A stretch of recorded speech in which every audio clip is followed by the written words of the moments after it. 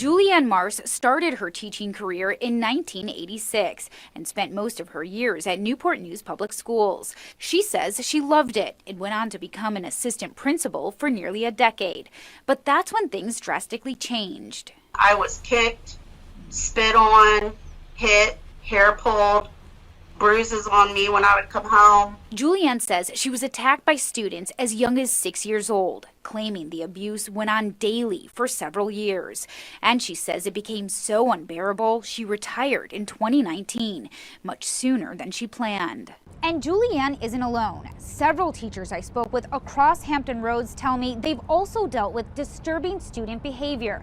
Now, they didn't want to do an on-camera interview with me out of fear of retaliation from administration. But I did speak with another woman who left teaching after 4.5 years.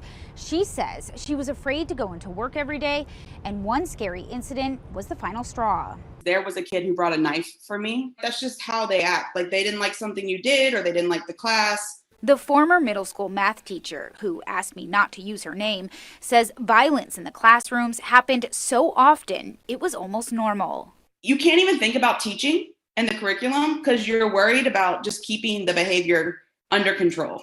As for Julianne, she now works at the college level at CNU. She believes the out-of-control behavior is having an impact on students going into the profession. I've got students in the MAT program, the Masters of Arts of Teaching, and they're seeing this happen and they're questioning their career choice and their major.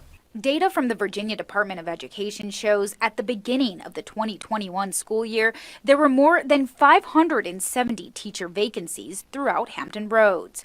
A year later, that number jumped to nearly 1,000, with Norfolk City Public Schools seeing the biggest shortage of 319 teachers. And the teacher shortage crisis is worse in Hampton Roads compared to the rest of the state, with a vacancy rate of nearly 7% compared to 4% statewide. We need to teach kids how do you deal with your emotions because they're not getting that at home. Antoinette Delbel, News 3.